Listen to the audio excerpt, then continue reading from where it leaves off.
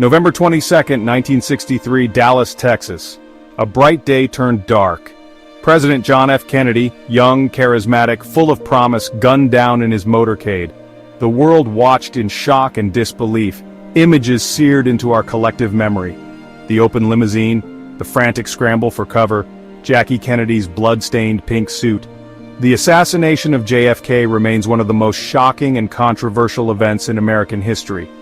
The official investigation, led by the Warren Commission, concluded that a lone gunman, Lee Harvey Oswald, was responsible. Case closed? Not so fast, my friends. Too many questions remain unanswered, too many pieces of the puzzle don't fit. Like any good conspiracy, we have to dig deeper, look beyond the official narrative, follow the trail of evidence wherever it may lead. The Warren Commission painted a picture of Oswald as a disgruntled loner, a communist sympathizer, driven by a twisted desire for notoriety. This narrative, while convenient, fails to address the mountain of inconsistencies that plague the official story.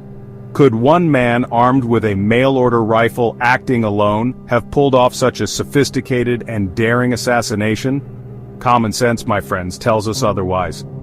The official story hinges on the idea that Oswald fired 3 shots from the 6th floor of the Texas School Book Depository. One missed, one wounded Governor Connally, and the final shot, the fatal one, struck President Kennedy in the head. But when we examine the evidence, this scenario starts to unravel faster than a cheap suit in a hurricane. The Warren Commission's case rests heavily on the infamous single-bullet theory. This theory claims that one bullet, fired from Oswald's rifle, caused all the wounds to both President Kennedy and Governor Connally, who was seated in front of him. This bullet, later found on a stretcher, was remarkably pristine, earning it the nickname, the Magic Bullet. Now, I might not be a ballistics expert, but even I know that bullets, when they hit things, especially things like human bodies, tend to get mangled. This bullet, however, looked like it had just come out of the box. Convenient, wouldn't you say? This single-bullet theory is just too far-fetched, too implausible. It defies logic and the laws of physics.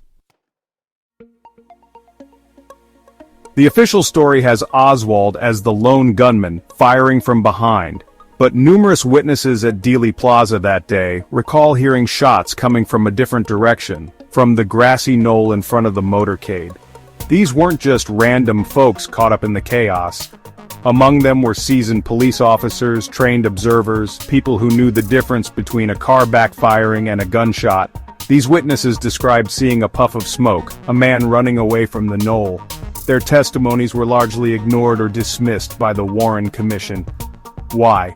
Why silence these witnesses if their stories didn't contradict the official narrative? The answer, my friends, is simple. They knew something, they saw something, and someone wanted to keep it quiet. Section 5. Oswald's marksmanship, a question of skill. The official story asks us to believe that Lee Harvey Oswald, a former Marine with, let's just say, an unimpressive marksmanship record, pulled off some of the most difficult shots in history. 3 shots in rapid succession at a moving target from a considerable distance with a clunky bolt-action rifle. Even the most skilled sharpshooters would struggle with such a feat. Yet we're supposed to believe that Oswald, a guy who couldn't hit the broadside of a barn on his best day, just happened to be a crack shot when it mattered most? Come on, folks. You don't need to be a trained investigator to see that something doesn't add up here. Section 6. A Patsy's Plea. Oswald's Cry in the Dark. Lee Harvey. Oswald never got his day in court. Arrested almost immediately after the assassination, he proclaimed his innocence, famously declaring, "I'm just a patsy."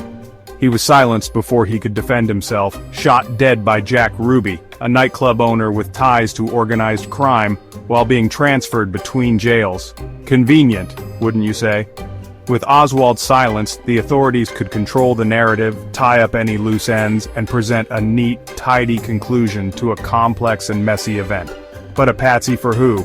That, my friends, is the million-dollar question. Section 7. The House Select Committee. A Glimmer of Doubt.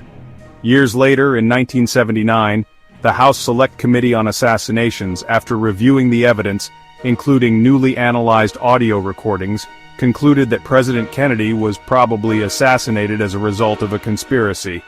That's right, folks. The government itself admitted that there was more to the story than they were letting on. But who was behind this conspiracy?